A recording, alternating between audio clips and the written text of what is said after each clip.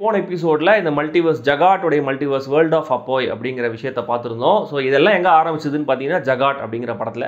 So jacquard படத்தை பற்றி தான் இந்த எபிசோடில் நான் பேச போகிறேன். போன வீடியோ லைட்டாக இந்த படத்தை பற்றியும் லைட்டாக சில விஷயங்கள் சொல்லியிருந்தேன். இந்த வீடியோவில் கொஞ்சம் டீட்டெயிலாக பேசலான்னு இருக்கேன். 2015 இந்த படம் ரிலீஸ் ஆச்சு. அதை பற்றி இப்போயே பேசணும் அப்படின்னு யாராவது யோசிக்கலாம். இந்த படத்தோடைய அந்த ஸ்பிரிச்சுவல் சீக்வல்ஸ் மாதிரி அந்த மல்டிவர்ஸ் கதைகள் மாதிரி 2 புது படங்கள் அடுத்தடுத்து ரிலீஸ் ஆக போகுது. ஒன்று மாச்சாய், அடுத்தது ப்ளூஸ். எப்படி அவதார் அடுத்த பார்ட் ரிலீஸுக்கு முன்னாடி இப்போ அதுக்கு முன்னாடி பார்ட்டை வந்து தியேட்டரில் ரீரிலீஸ் பண்ணி ஓட்டுறாங்களோ அந்த மாதிரி மாச்சாய் ப்ளூஸ் படங்களுடைய ரிலீஸுக்கு முன்னாடி ஜகாட் படத்தை இன்னைக்கு மலேசியன் தியேட்டர்ஸில் லிமிடெட் ரீரிலீஸ் பண்ணியிருக்காங்க. 91 நடக்கிற கதை இது. மலேசிய ரப்பர் தோட்ட தொழிலாளர்களாக இருந்த நிறைய தமிழர்கள் அவங்க வேலையையும் வாழ்வாதாரத்தையும் இழந்து போன ஒரு சூழல். கிடைச்ச சின்ன சின்ன வேலைகளை செஞ்சு சம்பாதிச்சு ஆல்மோஸ்ட் நிறைய பேர் ஏழ்மையில தான் வாழ்க்கையை வாழ்ந்துட்டு வராங்க. அப்படி ஒரு ஃபேமிலி தான் மணியமுடைய ஃபேமிலி. மணியம், அவருடைய ஒய்ஃப் மகா, பையன் சங்கர் என்கிற அப்போய். பையனை எப்படியாவது நல்லா படிக்க வைக்கணும் அப்படின்னு நினைக்கிற ஆள் தான் மணியம். ஆனால் பையன்கிட்ட ரொம்ப ஸ்ட்ரிக்டாகவும் ஹார்ஷாகவும் கூட நடந்துக்கிறாரு. இதனால் அப்போய் கொஞ்சம் கொஞ்சமாக தன்னுடைய அப்பா கிட்டேருந்து விலகியே இருக்கான். மணியம்க்கு 2 தம்பிங்க. முதல் தம்பி Bala already rowdyism, underworld, drug addiction அப்படின்ற மாதிரிலாம் சுற்றி வாழ்க்கையை இழந்து எல்லாத்துலேருந்தும் மீண்டு வந்து தனியாக ஒரு இடத்துல வாழ்க்கையை நடத்திட்டு இருக்காரு. 2வது தம்பி துரை பாலா மாதிரியே ரவுடிசம், வட்டி வசூல், வண்டியை ஜப்தி பண்ணுறதுன்னு கொஞ்சம் கொஞ்சமாக அந்த வாழ்க்கைக்குள்ளே நுழைஞ்சிக்கிட்டு இருக்கிற ஒரு ஆள். இப்படி ஒரு சூழல்ல வளர அப்போயுடைய வாழ்க்கை என்ன ஆச்சு அப்படிங்கிறது தான் இந்த கதை.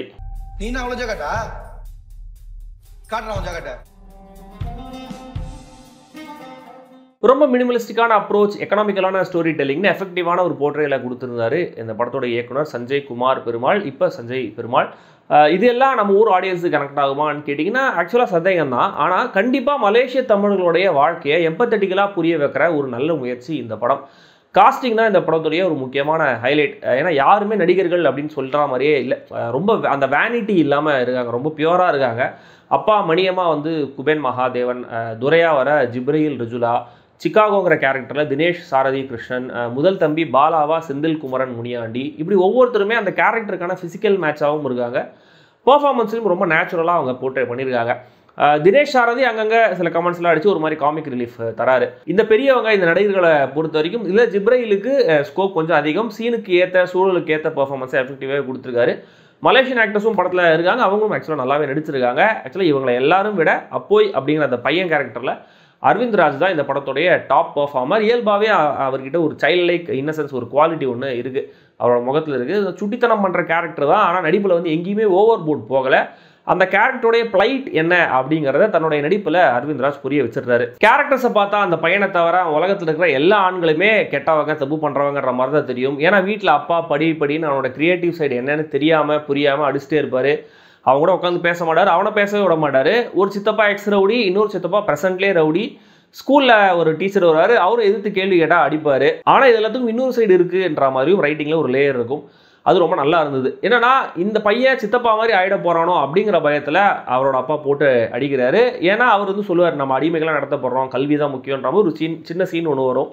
ஸோ பையன் நல்லா படிக்கணும்னு ரொம்ப ஆசைப்படுற ஒரு அப்பா சர்வைவலுக்காக சரியான வழி தெரியாமல் தான் இந்த 2 சித்தப்பா கேரக்டர்ஸுமே இப்படி ஒரு ஃபீல்டுக்கு போயிருக்காங்க, இப்படி ஒரு தொழிலை செலக்ட் பண்ணிட்டாங்க. ஒருத்தர் அதுலேருந்து வெளியில் வந்தாலும் ரெக்ரெட்லேயே தான் இருப்பார், இன்னொருத்தர் தொடர்ந்து ஒரு பயத்தோடய வாழ்ந்துட்டு இருக்காருங்கிற மாதிரி தான் அந்த போர்ட்ரேயில் இருக்கும். இந்த அப்போய் கேரக்டரை பொறுத்த வரைக்கும் அவன் ரஜினி படங்களை விரும்பி பார்க்குறான். மைக்கேல் ஜாக்சனா மேக்கப் போட்டு டான்ஸ் ஆடலாம்னு நினைக்கிறான். அவனுக்கு ஒரு பெயிண்டிங் திறமை சூப்பராக இருக்குது. பறக்கிற மாதிரி ஒரு பெண் இருக்குன்னு இமேஜின் பண்ணுறான். இப்படி ஒரு ஆர்டிஸ்டிக்கான மைண்ட் அவனுக்கு இருக்குது. ஆனால் சூழ்நிலை காரணமாக இப்படி ஒரு மைண்ட் சப்ரஸ் பண்ணப்படுதுன்னு காட்டின விதம் எனக்கு தெரிஞ்சு ஒரு யூனிவர்சல் நினைக்கிறேன். ஏன்னா சரியான வாழ்வாதாரம், வசதி வாய்ப்புகள் இல்லாத எல்லா இடங்கள்லையுமே, எல்லா சமூகங்கள்லையுமே இப்படி தனித்திறமை இருக்கிற பசங்க ஈஸியாக தங்களுடைய அந்த ஆர்டிஸ்டிக் சைடை பர்சீவ் பண்ணிட முடியாது அவ்வளோ ஈஸியாக. ஸோ அந்த டெபிக்ஷன் வந்து ரொம்ப ரியலாக இருந்தது. எஜுகேஷன் சிஸ்டத்துலையும், அதாவது அவங்க நாட்டில் இருக்கிற எஜுகேஷன் சிஸ்டத்துலையும் அதுக்கான இடம் இல்லை அப்படிங்கிறத 2-3 வசனங்களை ஸ்ட்ராங்காக ரெஜிஸ்டர் பண்ணியிருந்தார் இயக்குனர். ஸ்கூல் வாத்தியார்கிட்ட கால்குலேட்டரை பற்றி பேசிட்டு அடி வாங்கிட்டு சுட்டித்தனமாக ஒரு விஷயத்தை அந்த அப்போய் கேரக்டர் பண்ணுவான். அந்த சின்ன ஸ்ட்ரெச் வந்து நல்ல ஃபன்னாகவும் இருந்துச்சு. பாதை கிடைச்சவெல்லாம் பாதை தெரிஞ்சவன் இல்லைங்கிற வசனம், அதிகாரத்தை பற்றின ஒரு வசனம், லைட்டர் மூமெண்ட்டில் சிஎஸை பற்றி சொல்ல போகிற வசனம்னு குறைவான வசனங்களே இருந்தாலும் நிறைய வசனங்கள் படத்தில் நல்லா இருந்துச்சு. என்ன அப்பா சிரிக்கிறாரு அப்படின்னு ஃபோட்டோவை பார்த்து அந்த பையன் பேசுகிற ஒரு டயலாக்லேயே அவனுக்கும் அப்பாவுக்குமான அந்த ரிலேஷன்ஷிப் டைனாமிக்ஸ் என்ன அப்படிங்கிறத உணர வச்சிடறாங்க. மணியம், துரைன்னு 2 கேரக்டர்ஸுடைய சர்வைவல் ஸ்டோரியாகவும் இந்த படத்தை நம்ம பார்க்கலாம். ஆனால் இந்த 2 ஸ்டோரிஸுமே எந்தவித ஆர்ப்பாட்டமும் இல்லாமல் கமர்ஷியல் சினிமா வரையறைக்குள்ளே இல்லாமல் சொல்லப்பட்டிருக்கு. இவர் கடினமாக உழைச்சி ஓடி ஒரே இடத்துல இருந்து கஷ்டப்படுறாரு, இன்னொருத்தர் அடுத்தடுத்து அடிதடி சண்டை அப்படின்னாலும் நொட்டோரியஸாக ஆகுறாரு. இந்த கான்ட்ராஸ்ட் நல்லா இருந்தது. இதில் பர்டிகுலராக ரேடியோவில் வந்து மலேசிய அரசியல் தலைவர் தமிழர்களுடைய நலனுக்காக உழைக்கிறார், நியூஸ் ஓடிட்டு இருக்கோம். அது ஓடிட்டு இருக்கும்போது மணியம் கேரக்டர் வந்து பெல்ட் கூட இல்லாமல் ஒரு பிளாஸ்டிக் கயிறை வச்சு தன்னுடைய ட்ரெஸ்ஸை வந்து கட்டி சமாளிச்சுட்டு இருப்பார், அது இடுப்பில் நிற்கிறதுக்காக. அதை பார்த்து அவரோட தம்பி வந்து ரியாக்ஷன் தருவார் பாருங்க. ரொம்ப அழுத்தமான மூவிங்கான ஒரு சீன் அது. பாலா கேரக்டருடைய நிலை தென் ஒரு பாசிங்கில் சொல்லப்பட்டாலுமே கூட மரியாங்கிற கேரக்டர் அவருடைய வாழ்க்கையில் எவ்வளோ முக்கியம் அப்படின்னு காட்டின அந்த ஒரு மிரர் ஷாட்.